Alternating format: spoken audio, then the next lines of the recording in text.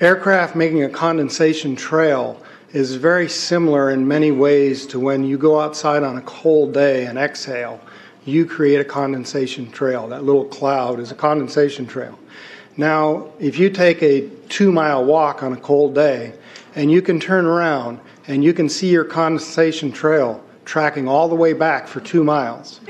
That's how crazy it is to think that what we're looking in the sky is actually condensation trails. The contrails, not the chemical, the contrails occur because of cold air, minus 30. It takes high altitude, around 30,000 feet plus. There's carbon dioxide and water vapor in that exhaust. That turns to ice crystals, and that's what you see, the white stream behind it. Those white crystals of ice warm up, dissolve, and the smoke goes away. And it never lasts more than a minute. What we're seeing now, and I first could not believe it, and I started looking at the skies, and these are not normal. They're not natural. There's something going on. I don't know who it is or why they're doing it. All I can testify is it's not natural and it's not normal. It's got to be some outside influence doing that. Thank you. I'm here to give you testimony that chemtrails, they're not contrails, are indeed real. They're spraying almost every day. I watch the clouds and watch the spraying program going on. I want to tell you that we're in very great danger from the pollution that's coming down over us. And we've been led astray by the military-industrial complex, and they're responsible for the cloud's creation and weather manipulation programs. They're dark operations. That's why they're not out in the media. I look around and I see people are starting to look up and see this. Many times I've spoken about chemtrails, and I get this blank look on my face. What are you talking about? I'm saying, look up. As a pilot, before I fly, I look up. And so, boy, they're really out there working. When you look up at the sun and you see a white haze, that is aluminum floating in the air right now, and it's coming from the aircraft. There's a huge amount of aluminum being found because these sprays have aluminum, strontium, barium, manganese. And there's a lot of argument that aluminum is very common to be found. But aluminum is only common in a bonded form. It's not common in a free form, and we're finding high rates of free aluminum in the soil, which is not natural. The metal compounds that are being used are environmentally dangerous. We need to be monitoring them. We need to be testing them. Okay, these previous guys, I've watched exactly what they do, and yes, they are correct. I've seen exactly the same stuff, so ditto marks on those. You want some figures? Okay, latest water test, tested the rain. 13,100 micrograms per liter of aluminum in the rain in 2013. Normally, it should be 0. So 13,100 is pretty damn much, folks. It used to be 0, then it was 100s in the 2000s, and then since 2010, it's into the 1,000s and the latest 13,100. In the snow on Mount Shasta, pristine Mount Shasta, 61,000 micrograms per liter, 4 times the amount that is found in the soil up there. Where in the hell is this stuff coming from if it's not coming from the soil? We have clouds in the sky we've never seen before. Almost every day I'm seeing clouds I've never seen before.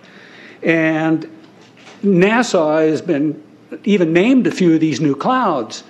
It's really interesting, but NASA is a corporation. I want you to know that. NASA has also conducted a research program in what they call metallized fuels. We're actually putting aluminum oxide right in the fuel because it has 2 atoms of aluminum and 3 atoms of oxygen. So during the combustion process, it releases all that oxygen and dramatically increases efficiency, but it leaves the aluminum in the air.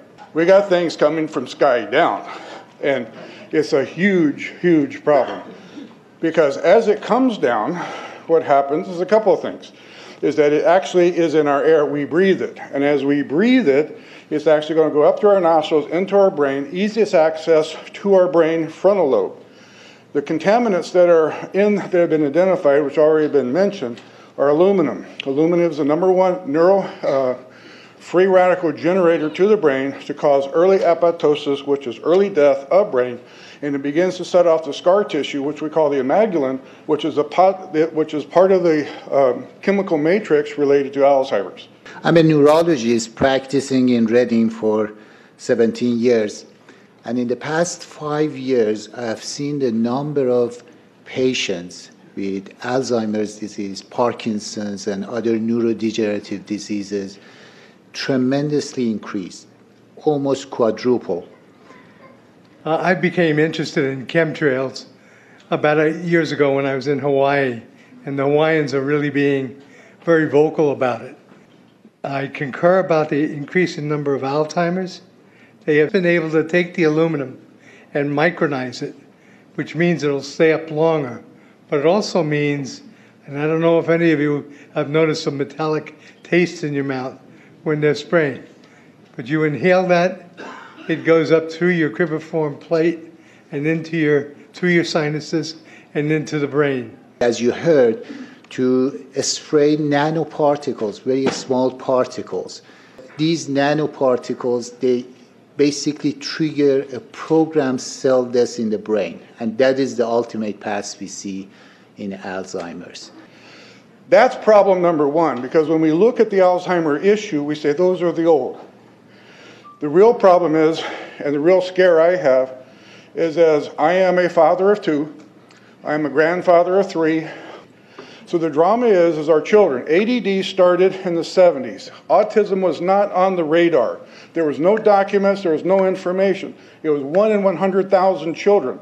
Today, what we have is 1 in 48 boys. I was part of the early group that was looking for aluminum in ADD and ADHD. And all of those children that started to develop those phenomena had high levels of aluminum. When we figured out protocols to detox them out, to free the body of those particular contaminants, what happened is that their brains came back. When we do this to the age, it doesn't come back as quick, but it will come back. But I'm seeing Alzheimer's in 56 years old. Back in the 70s, Alzheimer's when you were 80. If you remember 8 to 10 years ago, there was this big move to get rid of aluminum from underarm deodorant because it would cause Alzheimer's. Look what they're doing to us now. I want to give you a little bit of history on the background behind nanoparticles has been described before. A nanometer is 1/1000th of a meter. It's very small. In fact, if you have particles, say, that are 40 or 50 nanometers across, you can take and line 50 of them up next to a single red blood cell. These things are extremely tiny. They're pervasive. The collapse and decrease of agriculture is something I worry about even more than the previous info about autism and Alzheimer's. Believe me, I'm seriously concerned with what I'm watching. As a wildlife biologist, I've been watching the ecosystem collapse. When you lose all your stream organisms, when you have aluminum overload in your streams, you're killing your microbial bacteria and you're disrupting the entire ecosystem. So it goes way beyond just a little bit of pollution. How did Monsanto know to create aluminum-resistant plants? I don't think I've heard anybody ask that question. Okay. Insects. I've done studies in Siskiyou County. They're at 20% of normal. The aquatic insects basically made a nosedive in 2006 to about 20% of normal. So far this year, I've sampled 200 trout stomachs.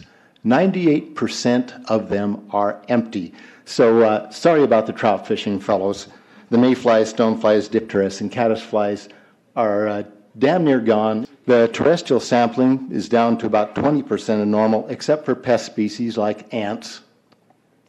We're seeing a loss of the major bird species, and as the gentleman said, the ecosystem is unraveling, and Audubon's been telling you that for years. The materials that are going into the environment right now, aluminum oxide nanoparticles and barium nanoparticles, these just happen to be the same materials that they use in nanothermate explosives. And so when this stuff settles down out of the air into the environment, it is small enough to be absorbed through the root structure of the trees in the forest. And so when there's a forest fire, and there will be a forest fire, those fires burn dramatically hotter. The point is that the cost of firefighting, the cost in the healthcare system have nearly doubled in the last 10 years. The amount of acreage is lost because of fires. The impact on human health is dramatic. I personally tested water and aluminum, and I found aluminum had 47 times the normal expected amounts. Strontium had 10 to 20 times the amounts. Barium was 20 times. This is what the stuff looks like here. Collected, most people just think it's a cobweb, but I tested it. It has outrageous amounts of barium, strontium, and aluminum, but they destroy the sample, so I'm not letting this get away from me. You know, these tests are international. in scope. We're seeing this all over the world, guys. Okay, pH of acid soils is 20 times more alkaline. The aluminum in the soil has doubled in the last 10 years. The rain normal was 5.6. It's 20 times more alkaline. Aluminum blocks essential nutrients. I am unable in my garden to restore normal pH, and that's because nanoparticles are now in the circulatory systems of both plants and humans. The Air Force conducted a study starting in 1993. It was called In Vitro Toxicity of Aluminum Nanoparticles in Rat Alveolar Macrophages. That's a real fancy way of saying testing the effect of aluminum nanoparticles on the white blood cells in the little air sacs in your lung, the alveoli. And what they found in this 8-year study was that these particles, when you're exposed to them long enough, it suppresses the ability of your white blood cells to defend you from airborne infections coming into your lungs. So it suppresses your immune system. But they also found that these same particles, once they get into your system, they can actually go through the barrier in each one of the cells. They get inside the cells, and these particles can actually suppress the ability of mitochondria, which are in the cells that help to gobble up toxins and things that would be harmful to the nucleus and the reproduction process of the cells in your body. These processes are suppressed, and so essentially by breathing this material in, your immune system is dramatically suppressed. I wrote to the federal government because Air Force wrote a book, and on the first page of the book they said, we're going to control the weather by the year 2025. I asked them, what are they doing spraying these chemicals on the public? I said, there's violation of United States Code 50 USC 1520, which prohibits the American government from experimenting on the U.S. citizens with chemical agents. I said that law also requires who's ever experimenting, when the federal government does it, that they have to report to Congress within 30 days. They wrote back, they said they don't know what I'm talking about. We have enough evidence that there's a spraying going all over the place. We were warned about the takeover of our freedoms by the military-industrial complex by both Eisenhower and Kennedy. They're gaining traction on us, folks. We are in trouble more than just a spraying program.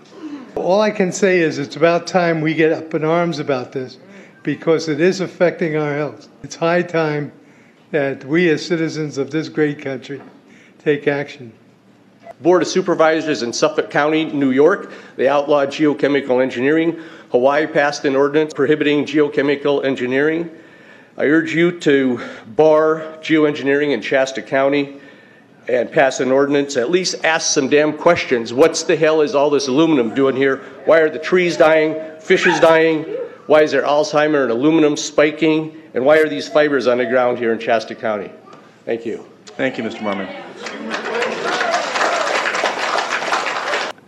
Today, the Shasta County Board of Supervisors has been the beneficiary of some sincere, passionate, and knowledgeable comments. And I thank you for those. I am in agreement with my colleagues about sending letters and a call for action, but I would hope that we could go a step further.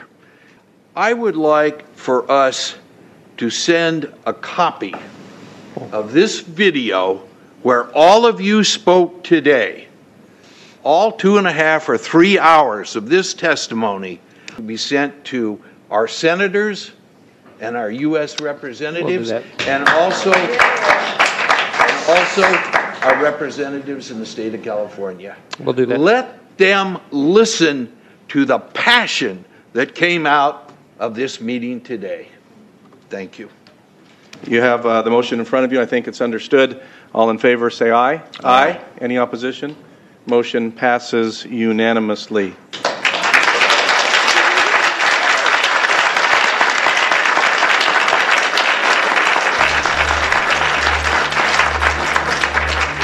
It wouldn't surprise me at all if the response is one that exceeds far the boundaries of Shasta County in terms of the platform that is offered, as evidenced by those who attended today from around the world. That's very impressive.